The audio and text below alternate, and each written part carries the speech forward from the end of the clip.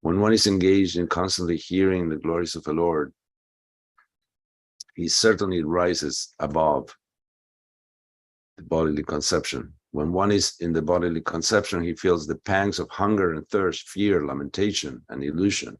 But when one is engaged in hearing and chanting the glories of the Lord, he transcends the bodily conception. The word Bhagavat Gunanukhatana Shravana Vyagruchetasa, meaning always eager to find a place where the glories of the Lord are being heard and chanted, is significant in this verse. A businessman is always very eager to go to a place where business is transacted. Similarly, a devotee is very eager to hear from the lips of liberated devotees.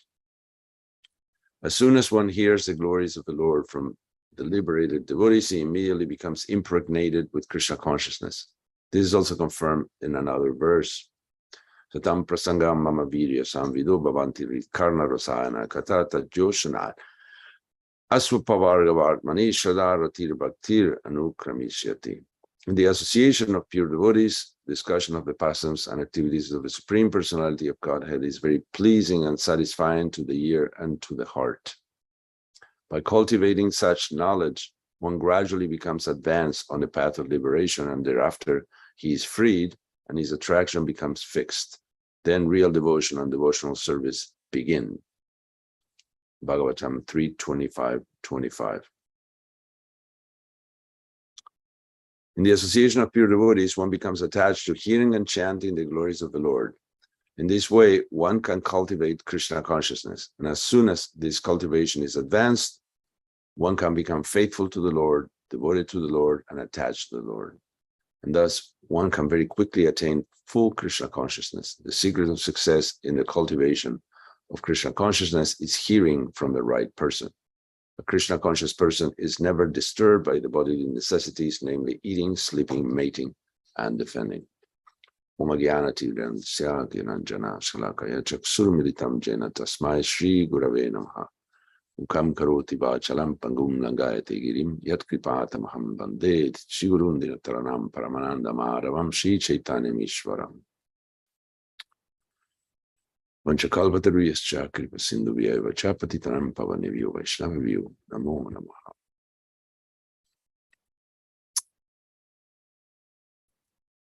Here, Prabhupada and the Bhagavatam is indicating the necessity of association. And fortunately, we had Srila Prabhupada giving his own personal association, none other than an Uttama Adhikari, a Mahabhagavata, a Sakya Vaishyavatar, coming to associate with the bewildered West,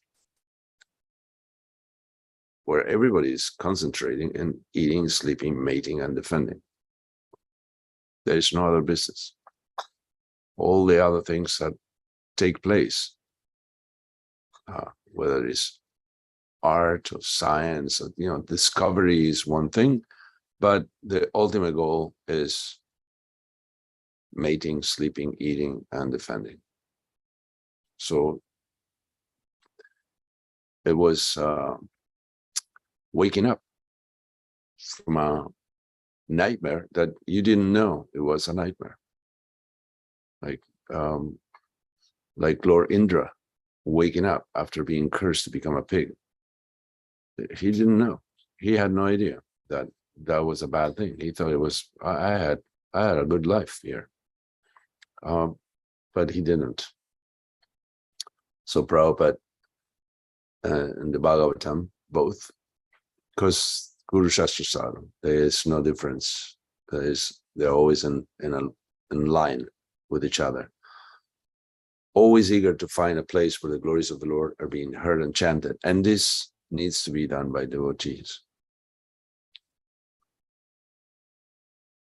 I would like to say more, but that will take time away from our regular Mahabharata reading. So we perhaps can go back there, because it's also nectar that flows like a river. So let's get back to our Bhagavad, our Mahabharata reading. And here is chapter 11. can help it. For accountants, chapter 11 is also known as bankruptcy.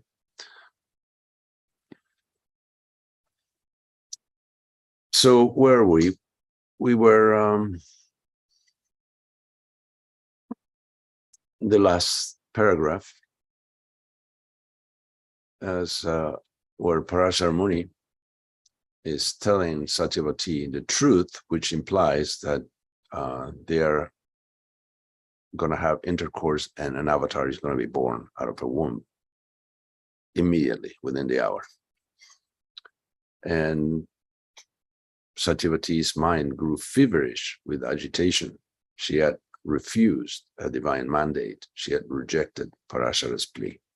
So here we go into chapter 11.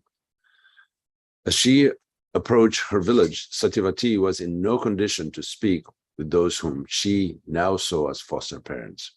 She rode past the village and went to her favorite hiding place, a small, thickly wooded island in a wide stretch of the Yamuna, just beyond a sharp bend, out of view of her village. No one else ever went there, and she was not fit to answer the many questions her parents were sure to ask. Parashara's flurry of revelations had stunned, exhausted, and finally overwhelmed her.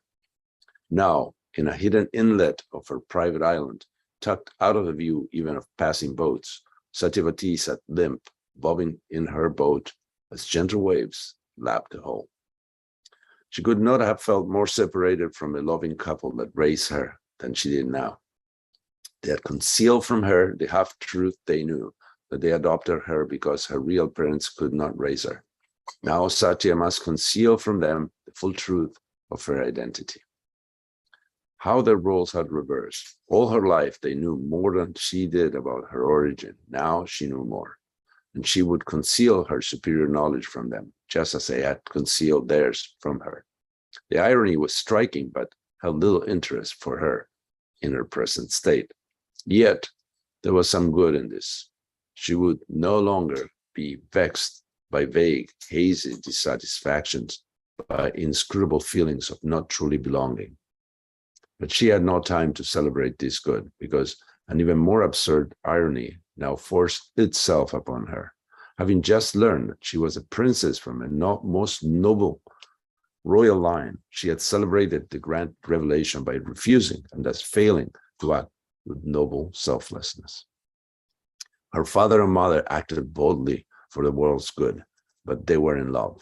They had each other. Parashara was clearly not in love with her, though he treated her with genuine respect and affection. What were her feelings for Parashara? He himself described it. They had genuine affection for each other. His words gave her comfort. He was right. They were not deeply in love. Still, genuine affection between two souls was something to be remembered with pleasure and gratitude. Indeed, to gain such affection from such an exalted sage could not but gratify her. However, Satya might strive to free herself from pride. Parashara's affection for her must swell her heart, but there was no future between them. She must keep her feelings within bounds, as he did. She had refused to help him save the world. Now, to ward off waves of guilt, she told herself that great souls like Parashara and Indra, not to speak of most powerful Vishnu, could easily find another girl, a far better girl, to become the avatar's mother. She must think no more about it. She thought of her brothers, the Chedi princes. They were good souls, but not as powerful as their father. She thought with painful compassion of her eldest brother, Brihadrata, who must raise as his own and appear to love his greatest enemy, indeed, Earth's greatest enemy. Jarasandha, knowing his true identity and mission, must himself cynically feign affection for his father. And Brihadrata's wife, such a sister-in-law, she must know her son's identity. How she yearned to help them. Yet they did not even know she existed, and she had rejected her chance to render practical aid to them, to the cause of Dharma, indeed, the cause of Vishnu. How these thoughts tormented her. The sun was now sinking into the western waters. Creature cries broke the dusk stillness. She must return to her village and do her best to seem normal. Well, normal was impossible, but she would do all she could not to alarm her family. Satya thought she was behaving almost as usual as she docked her boat at the village, but her mother took one look at her and cried out to the devas. Satya touched her own face and realized that tears were still flowing down her cheeks. Her father came running, looked at Satya, and shook his head, reaching his hands to the sky. He prayed to the devas to reveal what he had done wrong. Satyavati had no strength to dodge their predictable questions, nor fend off their equally predictable entreaties. So she hugged them both and insisted she was fine, but exhausted and just needed rest. She hurried to her cottage. She had long ago insisted on having her own cottage, only to lie sleepless, imploring Vishnu to grant her strength and wisdom, since at the moment she felt she had neither. The next day, sun rose upon a still bewildered Satyavati. The courageous example of her birth parents and her own heart troubled her. She refused Parasara's proposal, which he claimed came from high authority. If she persisted in her refusal, what would she do with her life? No one could imagine that she was a princess whose father ruled the world. Satyavati could not tell anyone the truth without causing havoc to those she loved most. Parashara had promised she would be rewarded for her sacrifice, if she would only accept it. She now assumed that her refusal would cancel the rewards that would come with her acceptance. So I refuse to bring the avatar, she thought. That means I continue to suffer increasingly in this village, and my life is meaningless. For the avatar's sake, my parents gave up their only daughter, a daughter they truly love, and I would now render their painful sacrifice and my own meaningless. Asuras threatened the world, and I gambled the fate of millions on my assumption that some other girl would do the job. Deeply troubled, Satyavati boarded her boat and let it drift on the gentle rocking currents of Yamuna. She implored the river goddess to give her wisdom and courage. On gentle waves, the goddess carried her slowly toward the Brahmin village. Was heaven bringing her back to Parashara? She saw sages bathing in the river, tending sacred fires, reciting ageless mantras. Please, Satya cried aloud to Yamuna. Sweet goddess of a river, I can't do it. Forgive me, I beg you. I have always loved you since early childhood. Now I entreat you, intercede on my behalf, convince the great ones to choose another girl. But the river brought her closer to the Brahman shore. All her life she had served the sages, and dear Parashara was revered by all the sages she revered. She had refused them. What if a world really depended on her? What if Vishnu himself was testing her devotion? As she fretted, a deafening roar shattered the still air, shaking Satya's heart. She froze and looked. Huge tigers moved toward the sages. The beasts roared with unbearable ferocity, exceeding all that is natural to earth. The elderly sages cried out the alarm. Oh God, the Asuras, Satya gasped as the beast closed in on the sages. Oh Parashara, she wailed silently. Oh heaven, protect them, protect the sages. Suddenly, a blazing light raced across the river. She looked up. Below the clouds, King Vasu in his crystal aircraft came flying at startling speed. Satyavati trembled with joy. Her own father, mighty Vasu, would answer her prayer. Indeed, the King of Kings lit up the sky with flashing weapons. His fiery missiles struck the Asura beasts with pitiless precision. Proud demonic roars turned into death shrieks. Loving, ecstatic pride in her father filled Satya's heart. He's truly the King of Kings, she whispered to herself. Then all was silence. The aircraft vanished as quickly as it appeared. Satya gazed at the empty sky in wonder, but just for a moment. She saw a wounded sage on the beach. She rushed her boat to the shore, frantic to help, to see if Parashara were still alive. An early Brahman lay dying on the sand. Satya had always loved him as a grandfather, and he had fully returned her love. She rushed to him and did all she could to bring comfort to his last moments on earth. As he passed on, his head cradled in her hands, she felt a righteous rage she had never felt before. With frightening resolve, she swore to Vishnu himself that she would do whatever was needed to stop the Asura invasion. She knew what those words meant. But was Parasara alive? She had been hidden since birth. She had endured an unnatural life just to perform the one crucial act of bringing an avatar to the world. After all that, had the Asuras discovered and destroyed the plan at the last moment by killing Parasara? By now, boatloads of fishermen, led by her father, arrive at the scene, knowingly risking their lives to help the sages. At that moment, her heart filled with love and respect for these simple, good people. The fishermen and sages mixed like never before. Both cried out in praise of King Vasu. Their words thrilled her, but there was no time to lose. Before her father could stop or question her, she ran to the woods in search of Parashara. Where was he? Perhaps he lost his faith in her and left the night before, or early that morning. This thought filled her heart with pain. She climbed to higher ground, but as far as she could see, there was no trace of Parashara. A young fisherman her age came running and said, "Your father wants to see you at once. Satya, you have to come." She complied, too shaken to argue. Her stepfather embraced her and said, "Satya, you must go home now. Please do not fight with me at a time like this. We have more than enough men here to take care of everything. If we need help, we'll send word to the ladies, I promise you." She saw that it would be cruel to argue with him in these circumstances. The fishermen will take excellent care of the sages, and the horror of the attack and Parashara's departure left Satyavati devastated and drained. She offered affectionate, heartfelt words to the sages, returned to her boat, and pushed off. She had no intention of returning to the village to face endless questions and admonitions from her mother and the other ladies. Perhaps she would go to her secluded isle to rest and grieve alone. But even that idea was soon drowned in a sea of mystery. With no strength to row or steer in any direction, she slumped down in her little boat and wept uncontrollably. That's the end of chapter 11. Chapter 12.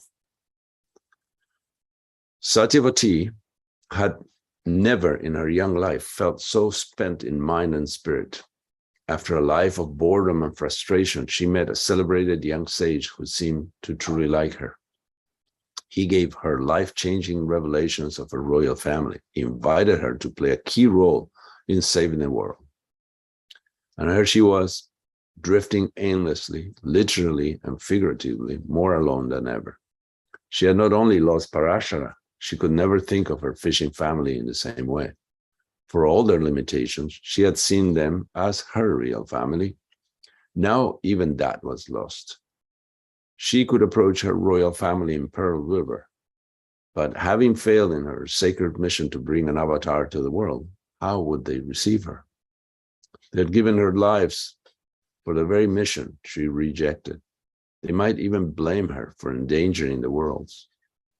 Were he to accept her, King Vasu would have to explain to all the citizens why he sent her away in the first place. That would be very difficult without revealing the Asura invasion and putting all the citizens in panic. No, she would not go to her birth family in a shameful state. Eventually, the Asuras would attack and the whole world would blame her. Even if the Devas did choose another girl, that girl would be hailed as a heroine. Satyavati would live in the world's memory as a symbol of failure of spirit. The idea of returning to her old life as a fisherman's daughter depressed her exceedingly. She could no longer bear it. Perhaps she would simply let her boat drift on to another country, but that too was impossible. The heartless world would think the worst of a young lady traveling alone to a strange country. Satyavati knew that some hopeless souls overcame misery by tying a stone to their ankle and sinking into a sacred river. But such an act would surely displease dear Yamuna. In short, Satyavati could not find comfort in life or death. She wept bitterly. Her body shook. Mindless of where the waters took her, she lost all sense of time. When she finally looked around, she found herself at the shore of her secret island. Perhaps she would deploy all she learned from the dear sages and in meditation till Vishnu took her from this suffering world. After all, she had nothing to live for.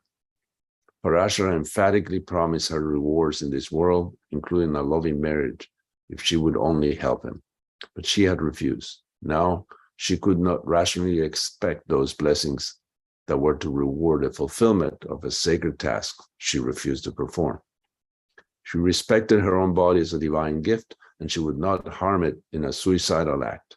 Yet she now had no reason to do anything but sit quietly on her special islands, fix her mind on Vishnu, and await a better future life. In utter despair, Satya docked her boat and stepped onto her island. She walked with weak steps to a little meadow surrounded by flowering trees. There she sat until a familiar voice called out to her, "Satyavati, I'm so glad to see you." It was Parashara. She tried to be calm and gracious, but she could not conceal her excitement and shame. She must reply to his kind greeting, but she struggled to find the words. She managed. "Dear sage, thank you for receiving me so kindly." She could say no more. She regretted having refused him before, and she was too nervous to renew the topic, much less reveal how her feelings had changed. She must depend on him to lead the conversation. He seemed willingly to do so. With concern and respect, he inquired about her thoughts and feelings. What did she think was best? What should they do? There was hope in his voice, hope they could together perform a sacred duty. And he clearly evinced genuine regard for her. Seeing that he did not blame or reject her, but rather seemed eager to renew their tie, Satyavati admired him more than ever. Now she could openly converse with him. Each opened their heart to the other, and with remarkable few words, they agreed to act together to bring the avatar. A fishing boat glided past the island. Satya and Parashara exchanged knowing glances. They must have greater seclusion beyond the eyes of the world. Parashara smiled and raised his hand. Instantly, a thick fog that was neither cold nor damp shrouded the island. Strong currents began to push away from the island. No boat could now see or approach them. Satya knew the time was drawing near to bring the avatar. "I have some concerns," she said softly. "May I ask you now?" "Of course, please, anything." "The Asuras will not attack me in revenge?" "No, they will not unnecessarily offend Dharma by attacking a woman. It would them no good, only terrible harm." "Will the Asuras attack my son?" "They would like to, but our son will be safe. I will personally take him to the Himalaya. Their powerful sages will be with him." "Thank you. Will I meet my real parents?" "That is your decision. I only ask that you be discreet so that you do not put them or yourself in danger. I know you understand. You're a brilliant young lady with natural political instincts." Satyavati lowered her head and thanked him, but did not say more. "You must be concerned," he said, "about your future after your son and I go." "Yes, I'm deeply concerned," she said. "Now that I know my identity, how will I live in this village? What will I do?" "Be hopeful. Vishnu will reward your selfless service to the world." "Can you say more about that?" "I will say this, Satyavati. You will find love and happiness. Trust me. A great king will marry you. You will love each other dearly." Satya looked into Parashara's eyes. She found no lust there, no pride, only an unbreakable determination to help other souls and to protect the world. And she saw in her eyes genuine affection for her. Confident of his purity and his knowledge of her future, she said, "Perhaps the time has come to bring the avatar." He nodded, "Yes, the time has come. Vishnu has spoken to you from within your heart." Fully realizing now the extraordinary gravity of her task, she asked Parashara, "Where shall I fix my consciousness? What should my thoughts be?" We must both remember," he said, "that you and I are eternal spiritual beings engaged in material bodies in sacred service. We must fix our minds in our own true self and the true self of the other. Then we must see our pure selves within the mind of Vishnu. We will then envision the avatar as an expansion of Vishnu's infinite mind. And our pure awareness of him," Satyavati said, "will draw him to us Isn't that true? Yes, it is true. Parasara smiled. You understand perfectly. Satyavati, you have been wisely chosen. Satyavati and Parasara sat together in meditation. Within their hearts, they saw their eternal luminous selves, and each saw the other's eternal being. Their true selves were personal, beautiful. The bodily identity was but a shadow of the true soul. In this pure state of awareness, Satyavati experienced freedom from fear, attachment and aversion, longing and lamentation. It was a state of exquisite, absolute joy beyond anything she had imagined possible.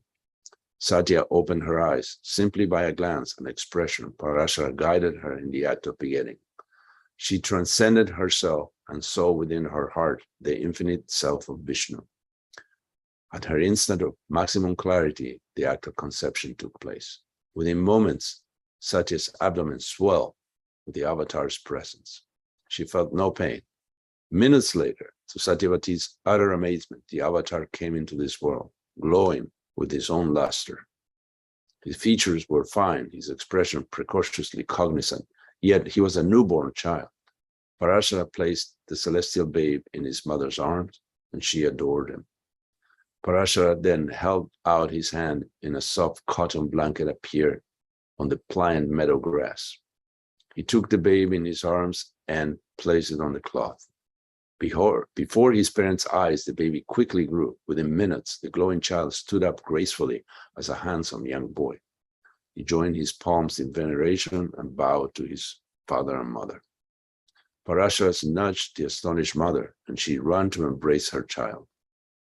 Parashara followed her. Holding the child to her breast, Satyavati asked the father, "What shall we call him? What is he meant to be called?" Nodding to the child, Parashara said, "This boy was born on an island, Dvipa.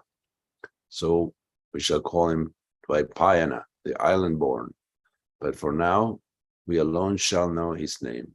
The world will call him Vyasa, the arranger of the Veda." Still embracing the boy, Satyavati said through her tears, "Your father has given you a beautiful name.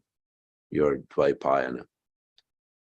The child smiled and bowed to his parents. He spoke in a clear voice, "Thank you. I will honor and love you as my parents. But the world must not know of me yet. Forgive me, mother, but I must go to the Himalaya. As you know, I have an urgent mission." "I know," Satyavati said anxiously, "but what will you do there?" "I will meditate and awaken all my powers. Then I shall begin my work before the Asuras grow too strong. I will arrange and compose the sacred knowledge, for it will protect the people of earth. Mother, we shall meet again, I promise you. And if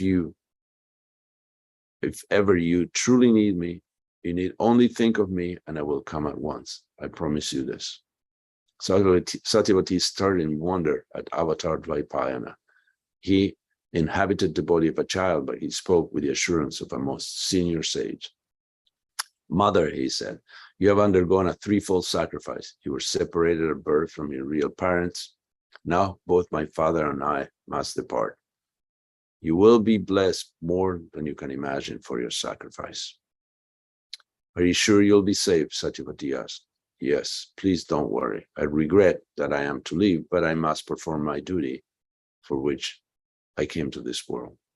"I understand," she said. "Your father explained everything." The glowing child glanced at Parashara, who nodded and said, "Dear Satyavati, the time has come. We must leave. I will be ever grateful to you for all you have done. I shall never forget you." Satyavati beckoned him to a place where her son could not hear and asked him, "How can I live here now in this village? O sage, what will I do?" Parashara grasped her hand and said, "I promise you that a great man will love you and you shall love him. Believe me, Satya, I beg you." "I do believe you," she said, and they returned to the avatar child. Parashara took the child's hand. They bowed to Satyavati and vanished before her eyes. Astonished, hopeful, and sad, she waved to them, though they had gone. The fog vanished with them, along with the strong river currents. The sun shone on a gently moving river. Satyavati sat for some time, lost in thoughts and memories. Although Parashara and her son had protected her from all the pain and exhaustion of childbirth. Satyavati's aching heart weakened her, and she had just enough strength to get into her boat. A wind carried her safely back to the fishing village. At the little dock, she sat, resting on her boat, too weak to move. Her parents found her there. Satya did not realize that a soft light emanated from her, for she had been touched by the avatar.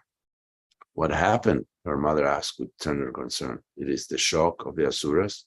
Yes, she said, dreading further conversation. Please don't worry. That poor sage will surely go to the world beyond. I will be all right. My dear daughter, cried her mother, you look different.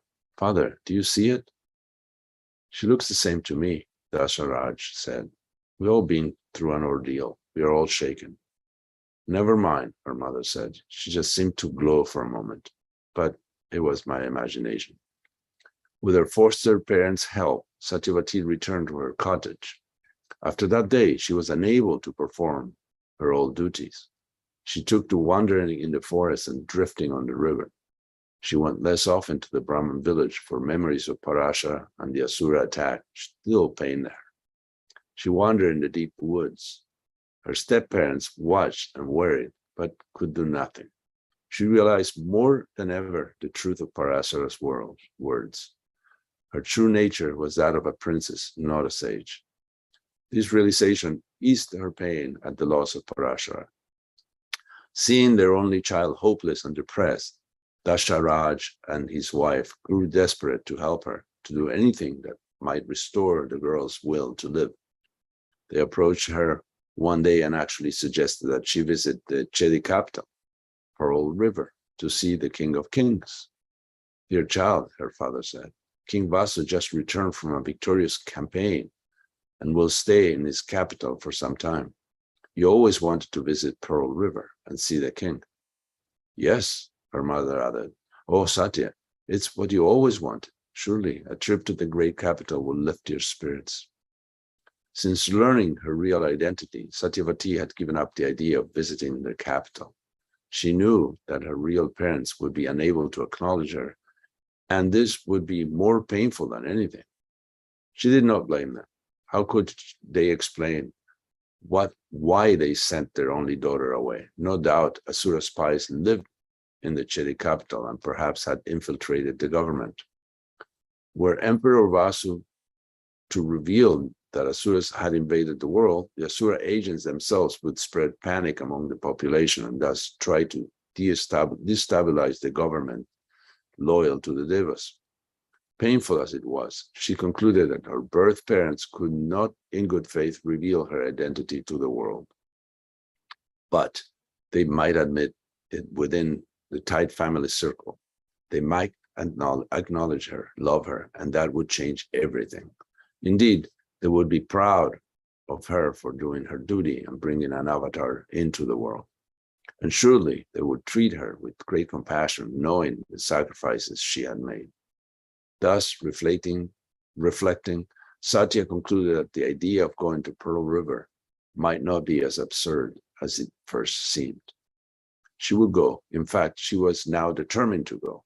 She tried hard to put it out of her mind, and especially the danger that her family might not acknowledge her. They might not believe her. What proof did she have that she was truly their daughter?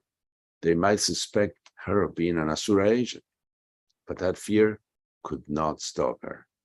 She would go. She must go. She had nothing else to do, while she waited anxiously for Parashara's promise of future happiness to come true.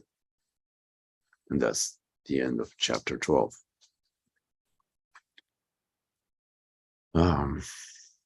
It's 7:45. I guess we can try to read a little bit more. Chapter 13. The Fisher King and his wife would never allow their child to travel alone to Pearl River. They arranged a trustworthy fishing couple to accompany her down to the capital. Satya did insist that she and her chaperones travel in separate boats.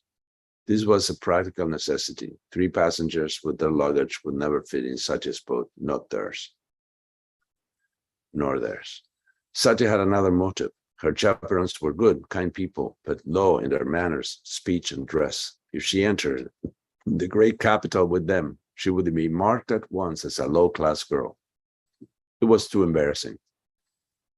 Satya thus insisted on taking her own boat and devised a plan to escape from her older companions. As she left her village for the first time, Satya's excitement, her joyous sense of escape, mingled with sadness and guilt. She was leaving the only parents she had ever known. They stood on the shore, waving and touching their hearts as she boarded her boat. She waved and touched her heart, but she could not feel that she imagined. There felt a sense of guilt, pain her, for she felt what they would feel it. They knew how eagerly she had left what for them was the whole world. Satya did feel gratitude. She loved her adopted parents, but her life with them was hopeless. Now that she had the luxury of hope of a future, she could be generous and regret all the harsh words she had spoken to them, since she was old enough to realize where she was and where she longed to be. So she waved to them and touched her heart with earnest prayers and wishes for their happiness without her, for her life there was over. As the river goddess Yamuna carried her south and the village vanished from view, Satya thought of Dayapayana, her beautiful glowing child that needed no mother. She smiled in wonder, though the tears she wept at his perpetual absence.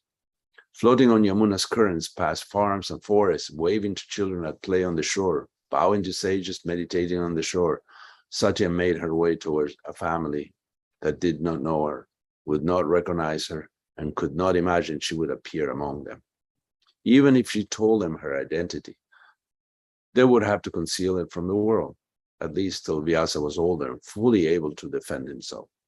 For once they acknowledged to the world that she was their daughter, they would have to explain why she was sent away, and that would compromise her son's safety, which neither she nor they would ever do. Even if they recognized her, or if she told them who she was, they might send her away again in the name of safety. She might even be rebuked for risking so much by coming to see them. That thought disturbed her greatly and almost broke her spirit. She turned her mind back to the river and begged Yamuna to protect her from heartbreak. She eagerly turned her mind to Parashara, imagined him on the riverbank, and felt nothing more painful than a deep, melancholy resignation that provoked a mere few minutes of tears. By now, Satya saw clearly that Parashara was a pure, serene sage who had long ago transcended his desire, anger, and martial spirit. Satyavati felt the blood of a warrior princess flowing through her. She still needed love in her life. She loved Parashara, but she forbade her heart to cling to a soul so detached, so free of the romantic needs that still moved her. Still, he was the first young man of culture and stature who had noticed her, and perhaps loved her in his own distant way. He was the father of a child, but he was Parashara. This topic too must be abandoned if she was to travel happily. Satya thought of Pearl River, the glorious royal capital she had never seen. She had heard much about it and formed images in her mind. She would soon see for herself. These thoughts brought her back to the celebrated birth family she had never seen. Summoning courage, she resolved that she would not let her indifference make her so. How could she not be excited to see her parents and brothers? Thus, resigned to be ignored and devastated when she saw them, she journeyed on. Her small party stopped for a night at the marina at the confluence of Yamuna and Pearl River, Shuktimati. As they had already informed her, the chaperone couple went to bed early. Satya then steered her little boat to a remote empty dock and paid the guard a small fee to leave it there until her return. She paid a little extra for the guard to give wrong answers if anyone asked about her. She then went to bed, rising before dawn, before her chaperones came out of their room for breakfast. She knew that breakfast was a big meal for them, and she counted on them taking considerable time at it, as they always did in Kalpi, and as they told her they would do here as well. Before the sun rose, she boarded a ferry that went straight south to the capital. After had traveled for over an hour, some men on the ferry began to stare at her, for she was very beautiful. To escape them, she quietly slipped off the boat at the next stop and continued south on foot toward the capital. As planned, by the time her chaperones discovered her absence, she was too far away to be overtaken. As she walked through a particular remote stretch of trail, 2 hunters suddenly emerged from the forest. Seeing her alone, they rudely blocked her way, laughing at their own vulgar jokes. Satyavati's warrior blood began to boil, but the hunters mocked her sharp words and drew knives. They warned her that resistance would only cause them to do worse things. She was about to summon her avatar son when the sound of a galloping horse broke the air. "Help me," Satya cried. Headed in another direction, the horseman quickly stopped, turned his horse, drew his sword, and dashed to her side. Seeing this finely dressed young horseman racing towards them, the hunters dropped their knives, fell to their knees, and begged him for mercy. Satya looked on in wonder. The young man was no older than her. Who was he? "What are you doing?" he demanded of the hunters.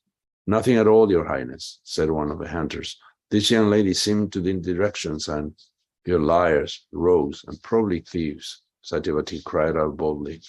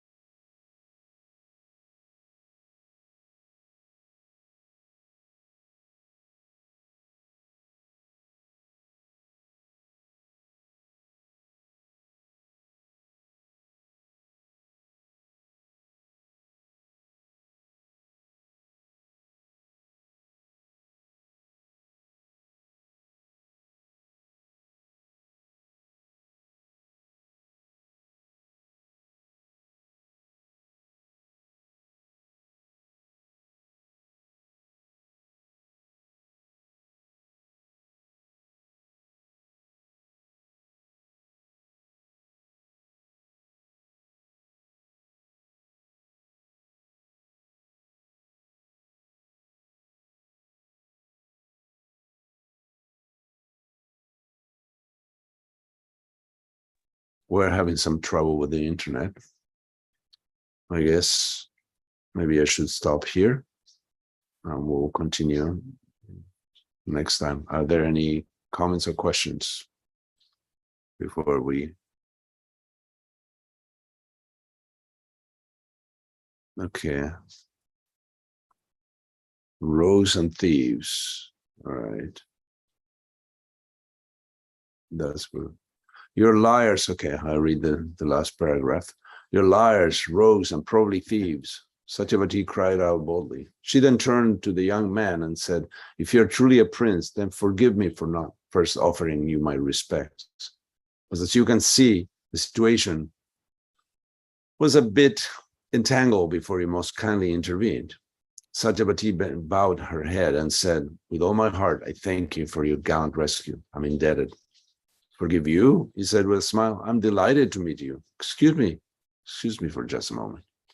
He raised his little sword, glared at the hunters who remained on their knees, and said, "You know my reputation. It is not false. I am very eager to send you now to the Lord of Death. See if he believes your story." The prince jumped down from his horse and walked toward the man with his sword drawn. Every movement of his body evinced terrible power and consummate martial skill. The hunters begged for mercy. The prince glanced at Satyavati as if she was to decide the fate of those who offended her. She and the prince understood each other. With a simple nod, she asked him to spare them this time. He understood and nodded back to her. Excuse me. Their mutual understanding was remarkable. The prince stood over the rogues with his razor-sharp sword just above their head. He said, "This kind young lady has ordered me to spare your lives. Had she so wished, you would both be dead now." The rogues bowed to Satyavati, who looked away. The prince said, "Your faces are fixed in my memory. Your next offense to an innocent of this realm will be your last, I assure you, and you will not enjoy a painless death." Terrified, the hunters bowed again, assuring the prince that there would be no other offense. He released them, and they ran into the forest. The prince, for so he was, turned back to Satyavati and asked, "Is there anything at all I can do for you, young lady? You have probably saved my life, for which I am ever grateful. But who are you, sir? Kindly tell me to whom I owe such a debt." "You don't know me," he said, with smiling surprise. "I'm sorry, but I live far to the north where sacred Yamuna flows. And you, sir, are you truly a prince?" "I believe I am," he said, clearly fascinated with Satyavati. "I am Prince Matsya, son of King Vasu." It was her brother, her twin brother. That explained the hunter's fear. Matsya possessed a well-deserved reputation as a deadly fighter. Among the Chedi princes, he had long been her favorite for his youth and gallantry, and now she knew him to be her twin brother. Indeed, he was as handsome as she was beautiful. As they looked more closely at each other, both were struck by their very resemblance. They were twins, but only Satya knew that. With no inkling that he even had a sister, he could not help staring at her, for their resemblance astonished him. Unwilling to leave, he gave her a friendly little bow and said, "You told me you come from the north, but who are you, young lady? And why are you traveling alone? I mean no offense, I just want to know." By etiquette, she must answer, for he had revealed his own identity to her. "I am Satyavati." She dreaded a question about her family. "And your family?" he asked. This was hard, she longed to say. "I'm sorry, I'm gonna need to stop because I can't read anymore." So, any comments, any questions up until this point?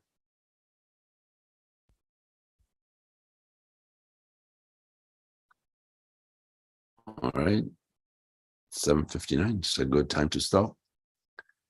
Thank you very much. I hope you're enthralled by this fantastic rendition of the Mahabharata by His Holiness Hridayananda Das Goswami. He said it should be printed by early next year, which is just coming up.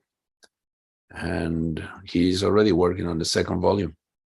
And we have read, I don't know, maybe 1/3 already of the first volume, which I will regularly continue to do.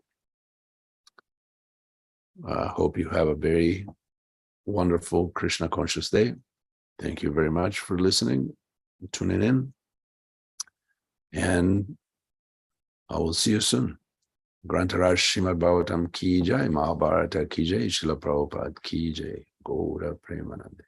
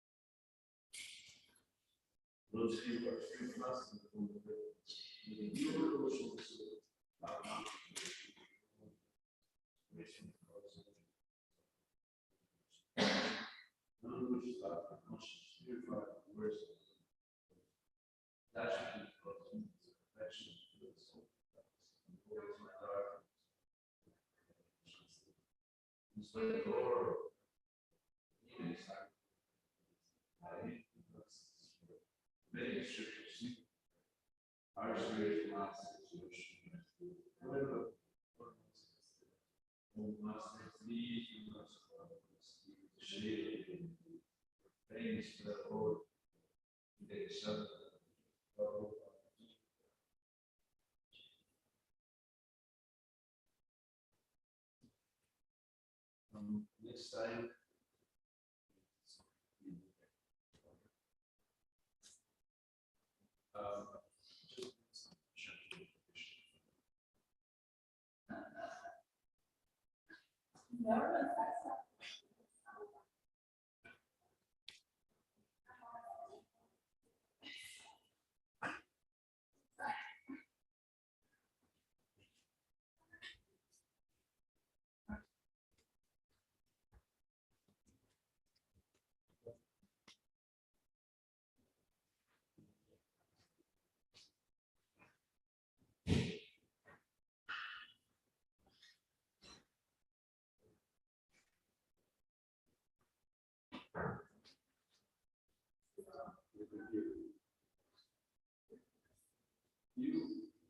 You fix it. Oh my gosh. You guys so sorry.